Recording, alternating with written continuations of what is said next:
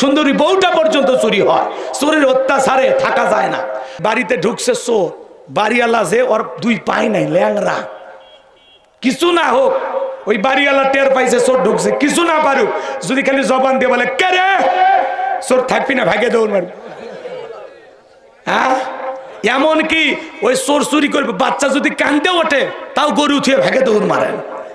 এই তো কয়েকদিন আগে আমার শ্বশুর বাড়িতে চোর ঢুকছিল, বুঝছেন, মাটির বাড়ি তো, আবার আছে ইটের বাড়ি আছে, ওইদিকে না যায় তো, এদিকে খেয়াল কর, মাটির বাড়িতে দেয়াল এরকম, ওই যে আগে আপনারা কি বলেন, শিংকাটা না কি বলেন, শিককাটা, তাই না এলাকায় বলে, তো ওই মাটির ঘরের দেয়ালটা কাটতে কাটতে কাটতে কাটতে মোটামুটি পজিশন তৈরি করছে, কথা কি বুঝতে পারছেন, এখন গরু বাইর করবে। ওই সময় আমার এক শালি আছে, আমার একটা ছোট্ট মেয়ে আছে, ও কান্নাকাটি করছে। ওই সময় কান্না দেখে আমার শাশুড়ি ঘুম থেকে উঠছে, ওইটা চিন্তা করতে উঠছি, যখন দেখি তো গরুগুলো কেমন অবস্থায় আছে, লাইট নিয়ে যাকে তাকে, বাপ রে বাপ, অবস্থা তো খারাপ। তখন আমার শ্বশুরকে ডাক দিয়ে বলতেছে, দেখো কি অবস্থা, আশেপাশে খুঁজে দেখে আর চোর নাই, ভাগ্যিস ভালো গরুগুলো নিয়ে যেতে পারে না। কথা কোন ঠিক কিনা? তো একটা আওয়াজে অনেক কিছু ঘটে যায়, কথা বলে ঠিক কিনা? ওই বাড়ির বুড়ো মানুষটাও যদি কাশে তাও চোর চিন্তা করবি না, লোকজন জায়গায় আছে, বুঝেননি?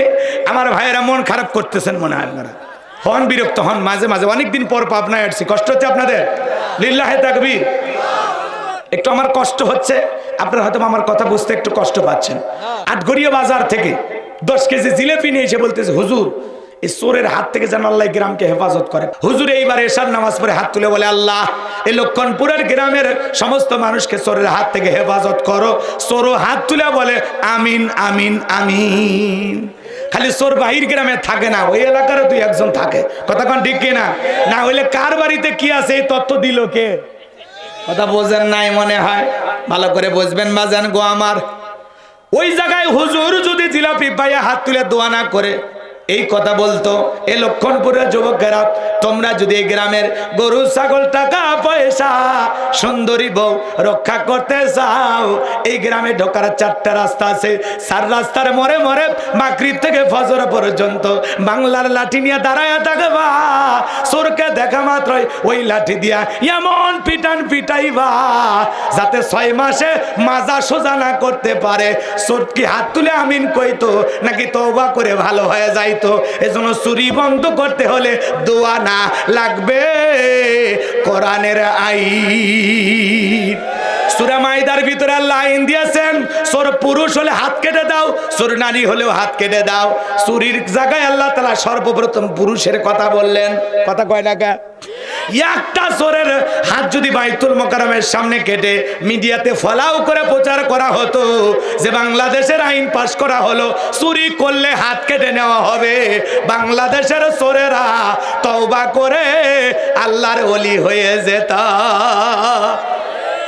আল্লাহর আইন থাকলে কত শান্তি। সোনার মক্কা মদিনায় আপনারা যান, কোটি কোটি টাকার স্বর্ণের দোকান ফেলাইয়া মসজিদে যা নামাজ পড়ার জন্য প্রত্যেকটা দোকানের ঝাঁপ খোলা, নামাজে চলে যায়। আর বাংলাদেশে নামাজে গেলে ঝাঁপ বন্ধ করে যাওয়া লাগে, দোকানের শাটার লাগায়া যাওয়া লাগে, কথা কর না কে? আবার ওই জায়গায় লেখা রাখছে নামাজের বিরতি, মাশাআল্লাহ চমৎকার। বাংলাদেশের অনেক মার্কেটগুলোতে সিসি ক্যামেরা লাগানো থাকে, তারপরেও চুরি হয়। সিসি ক্যামেরার ফুটেজ দেখে চোরকে ধরা হয়, কথা বলেন ঠিক কিনা? বিশ্বাস করেন বাজান, আল্লাহর আইন দিয়ে যদি বাংলাদেশে চোরের বিচার করা হতো, একটা জায়গাতেও সিসি ক্যামেরা লাগানো লাগতো না। কথা বোঝা গেল? রাখছেন করেন না, চলেন সামনের দিকে যাই। চুরি বন্ধ করতে হলে লাগবে কার আইন?